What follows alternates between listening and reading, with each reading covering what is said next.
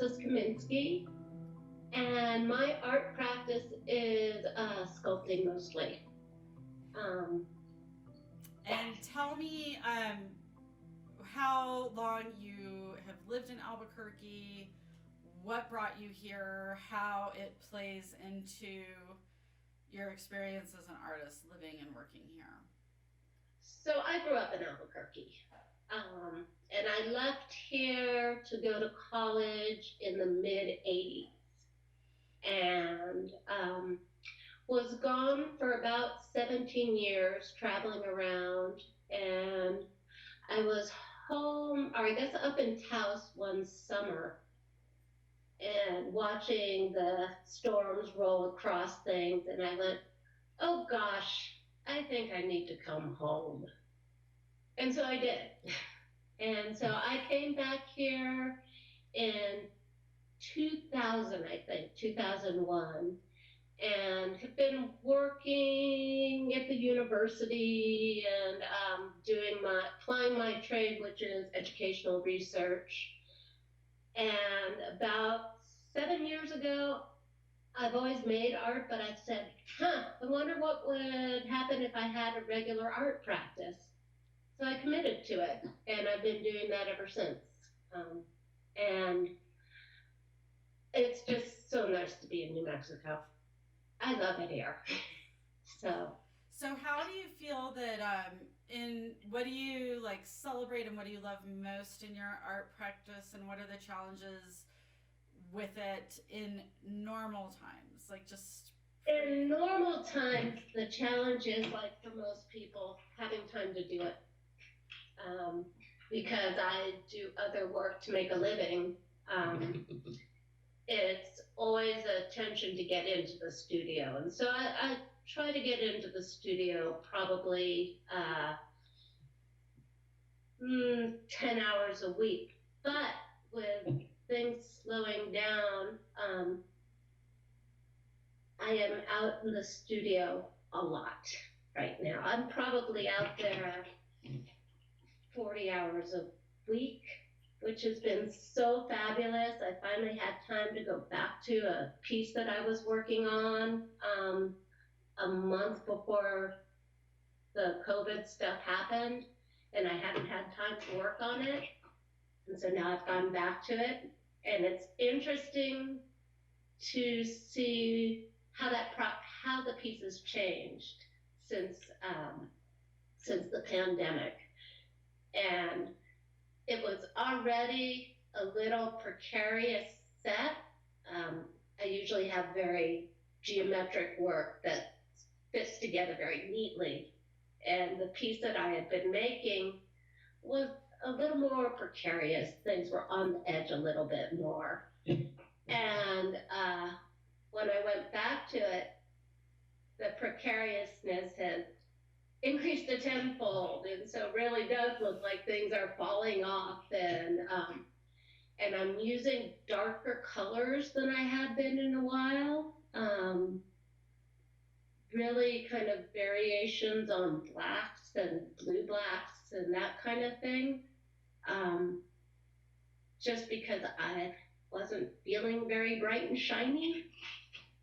But because most of my work also paints the back of the pieces, there's always a glow around it. And so I'm still going to be doing that. And the glow behind it is this will be a bright yellow color. And so, there's like light at the end of the tunnel. There is hope and possibility, even in this dark time. And I've done a gigantic meta series of drawings, and I do them every couple days. So, yeah. So how do you feel then, as far as inhabiting this space, and how do you feel like this is helping you changing how your experiences and weathering this pandemic, as opposed to if you were only still able to keep to your 10 hours a day and then doing your other job? Like, how do you think this is helping you work through the emotions of the pandemic? It helps that I don't have a job anymore now. So not until the fall. Hopefully I'll start again in the fall. I was talking to my husband about this, and I feel that if one has had experiences of having the rug pulled out from under you suddenly and having like totally go awry before this is just another experience like that. And so since I've had that happen several times, I'm like, well, this sucks, but here we are. This is our life now, and because I have an enormous amount of privilege, I have a nice home and beautiful places to walk. My parents right nearby, so I spend more time with them. And so my life is a little quieter, which is really lovely. I know so many people don't get that. And do you feel that in some ways that, because I mean, from hearing it from you and just what's being expressed in your art, just the way it's changing, the way you're able to express yourself through it, and it being kind of a catalyst for whatever you're processing internally, I mean, there must be, I don't want to put words in your mouth, but do you feel that gratitude of just like having this medium through which you can like experience and process and do, like, where would you be if you didn't have it? What would your days and hours of isolation look like if you didn't have your art? I would be like I was the first 3 weeks of the pandemic, which was working like a crazy person to get deliverables done on my computer all the time and feeling really, really weird about doing work in educational research, where writing a report where no one would ever look at it because there are much more important things happening right now. And so I feel so grateful, which is one of the reasons that I've been doing the meta series. And grateful now to finally get to settle into more quiet and more introspection. Because I hear so many people saying, well, I want life to go back to normal. I want it to be this way. And I'm like, we are, these kinds of things create opportunity as well. And we see how this pandemic has laid bare the inequities in our society. And so the quiet gives me a little space to think about what kind of world I would rather live in and how I might help with that. And what does that look like? I don't know yet. I still don't know. I kind of like, well, I could be a contact tracer. Well, I could, I don't know yet. I would like to see a fairer world, where all the people who are getting really, really hurt right now, as they have historically, where there's, I don't know, a lifeline or a landline or some generosity of spirit that maybe overtakes this country, because we are not a very friendly place now. And it breaks my heart to see that, and I think we can be so much better. What questions do you think this is bringing up in you, among like the friends and people you're having conversations with? Like, what do you think this is bringing to the surface? If you can outline like just some specifics and what it's bringing up in you, questions you may want to investigate with my art and your art.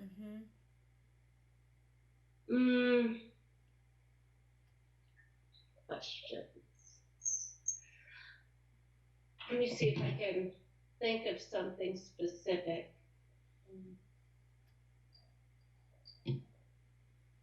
Yeah, because I'm not much of a conceptual artist. I do art because I love to make art, and the meaning comes afterwards. And so, you know, think like many artists, or like some artists anyhow, it's like you put a story to the piece because somebody wants a story. But I think one thing that I've been thinking a lot about is how to deal with unknowing, you know, the lack of stability and the fact that things always kind of change and dissolve and create new life. And that's what it feels like this time is really about. And I know my work has looked at some of that just in terms of around human scale time, geological time, space time, and how I'm trying to figure out ways to put that in my work some more. And also put the precariousness in the work some more, which I kind of like. I was doing that anyhow, because the work that I've been doing in part is a result of helping my mom take care of my stepdad who has advanced dementia. And just that experience of, you know, losing your person and yourself being lost, and how discombobulating that is. Trying to embrace that. Sorry, I'm looking out the window because it's really pretty here. Would you like to see? Here, you can look at my beautiful view. Oh, There, I beautiful just view. love, Yeah, it's a drag being here.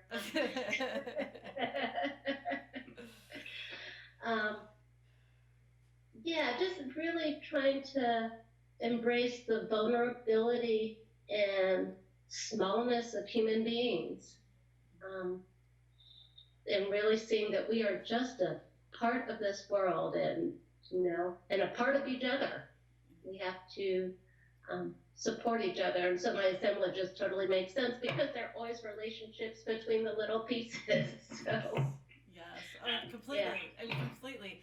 And I mean, with what you're saying too, I'm thinking also about like this theme of like connecting and how things are interconnected. And what is your feeling in terms of, being in a place of, self isolation, but also recognizing all of these themes of connectivity? Like, how do you feel connected to family or friends at this time? How do you feel connected to the greater art community of Albuquerque? Where are you finding connection during isolation? Community. I so miss the art community. I mean, I'm connected with my family because I help care for them. So, they're a 2-minute walk away.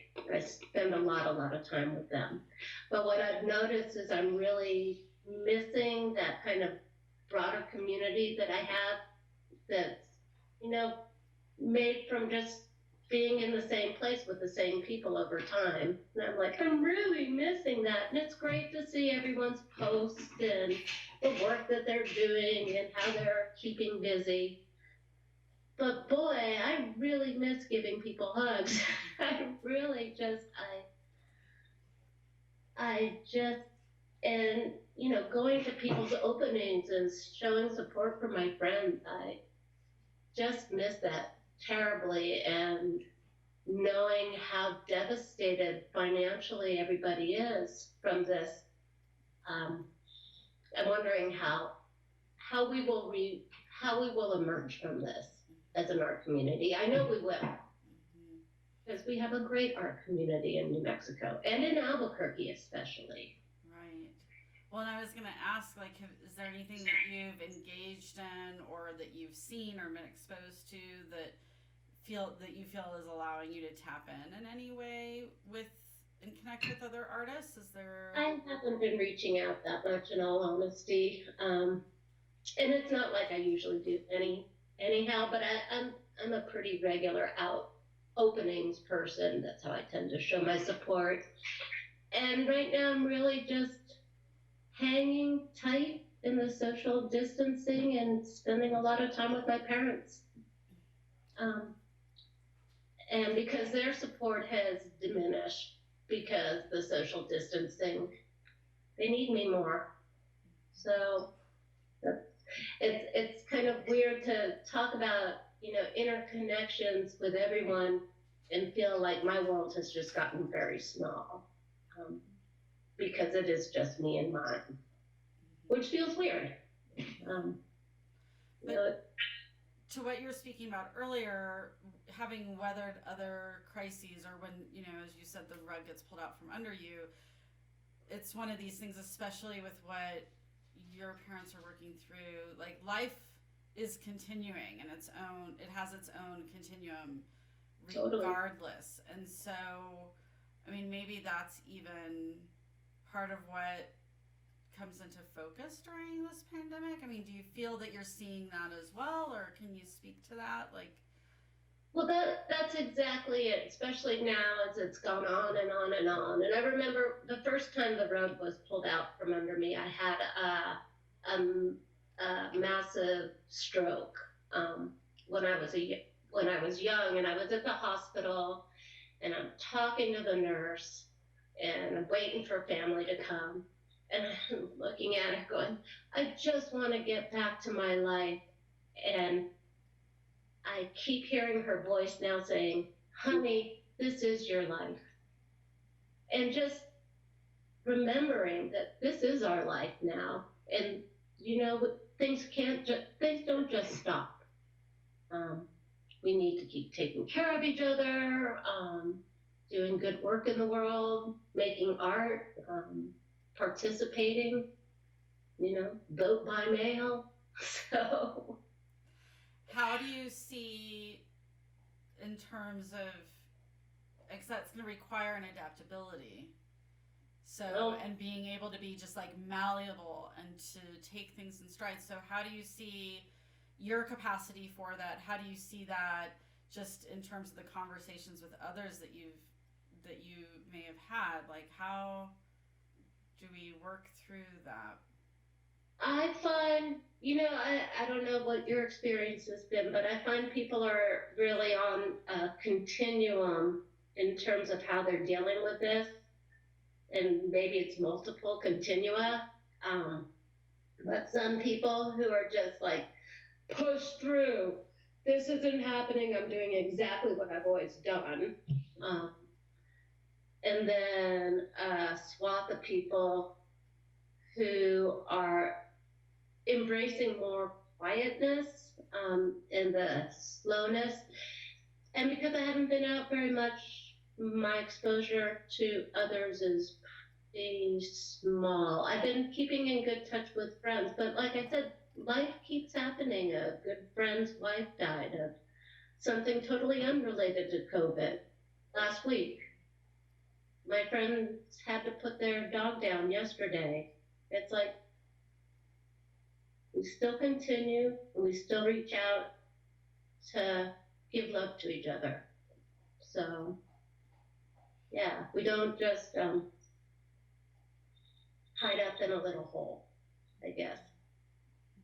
I don't know if I answered that question. No, you are. I mean, I think it's just interesting because I think you're drawing from like kind of maybe other bigger life experiences where you've already kind of had these moments of awakenings that maybe other people are grappling with for the first time because of this, so I think it's interesting hearing, and that's, I'm going to be really curious in these interviews, looking at different generations of people, in addition to like whatever other socioeconomic demographic they may fall into, but also how age and life experience can play into this too, in terms of how you're able to just like absorb it, and what for someone like you maybe what their challenges are in grappling with this versus what your challenges are. Like, what do you think in this particular context that you're grappling with that maybe you haven't encountered before? What is unique to this pandemic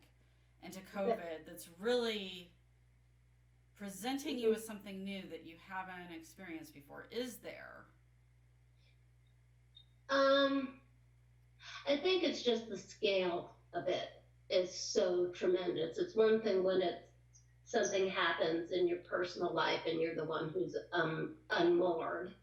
Um, this is changing the whole entire world in ways that I just don't think any of us really know. Um, and I,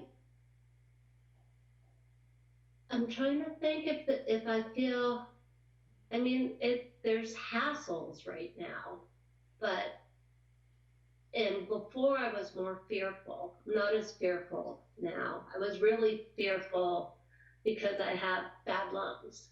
And so I was really afraid. But then I started seeing the number of people with asthma who died is not all that high.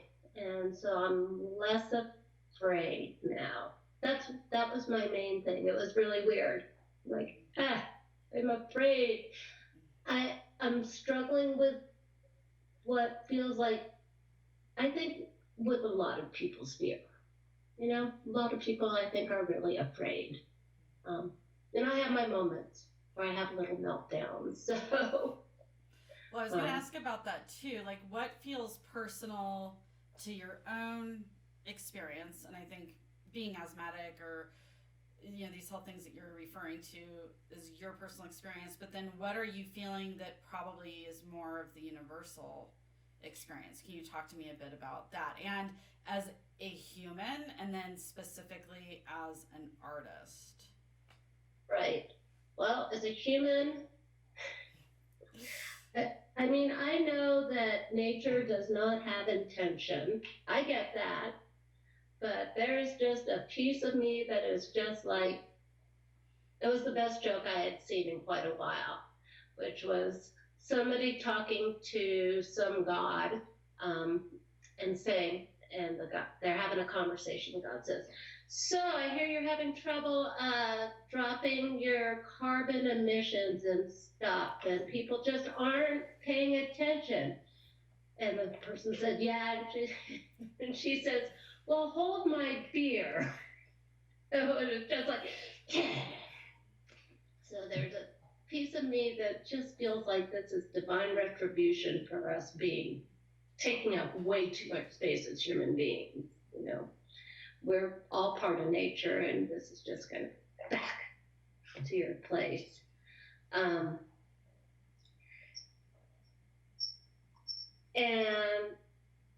I feel that it's a really good test for us about how we're going to deal with climate change, or how we fail to deal with climate change. That's my big kind of global takeaway for that. We have so much possibility. We have so much stupidity. And so as an artist, how does that affect me as an artist? It makes me just want to keep doing good work, which to me is not necessarily my specific artwork, but being part of the arts community and supporting the members of my community who are doing just phenomenal things out in the world with people. So. And I think we've covered so much, so I think we've covered all the questions, but my final one is, where do you see yourself in your artistic pursuits and your place in the community a year from now? What does that look like? I hope to be going out and seeing people's work again. I would really, really, really love that. That would make me very happy. And in the meantime, I'm going to use this time that I'm not working at a day job to keep making work, because I'm so glad to have the space to do that. And I've been looking at some of the things I've collected over the years and going, there must be a really weird sculpture I can make out of this stuff. Really great. Excellent. Thank you so much. Thank you.